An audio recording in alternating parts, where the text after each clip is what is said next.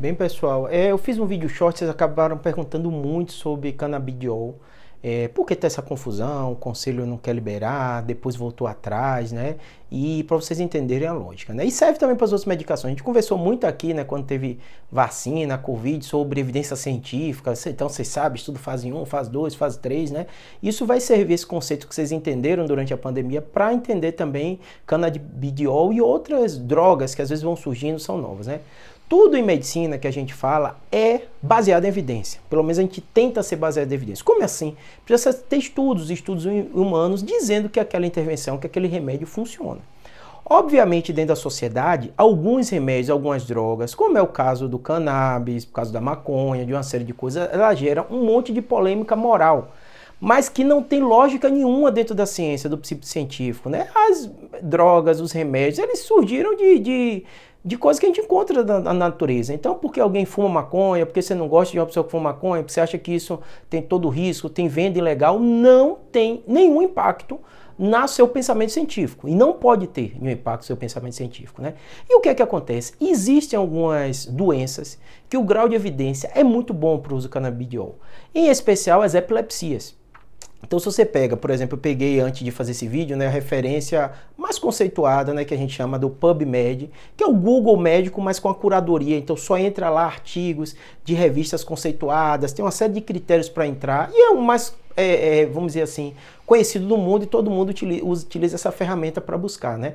E também o UpToDate. O UpToDate é um pouco diferente, porque ele tem mais um formato de um livro, digital. E realmente é caríssimo para a pessoa alugarem ou comprarem ou ter acesso no dia a dia. Poucos médicos têm, a não ser quando essas instituições. Os hospitais que eu trabalho, ainda bem, eles dão esse acesso gratuito para a gente, né? E essas referências, qual a grande vantagem dela? Que ela vê tudo que tem de evidência e coloca para você. Então, por que eu estou falando isso tudo para vocês? Porque assim, não tem lógica nenhuma um conselho ou o que quer que seja, né, com a mais boa intenção, restringir o uso de qualquer medicação porque não tem um grau de evidência 1A. Então, assim, se você pega essas referências, se você bota no PubMed, não faltam trabalhos do uso da cannabis para uma série de doenças, como dor crônica em paciente oncológico, né? Estou tirando da epilepsia, porque da epilepsia já estava na resolução e eles mantiveram também, né? No caso de outros usos, né, que foram retirados, né? Transtorno de ansiedade, tem trabalhos às vezes mostrando também, né, auxílio em situações como enjoos, né? Então você percebe que quando você tenta regular de forma muito rígida uma droga, alguma coisa estranha está acontecendo. Por quê? Porque, de um modo geral, na medicina, tem mais muita medicação que a gente utiliza no dia a dia da gente, na prática médica da gente, que a gente tem um grau de evidência que nem sempre é esse 1A, o grau de evidência máximo para você confirmar o benefício daquela droga.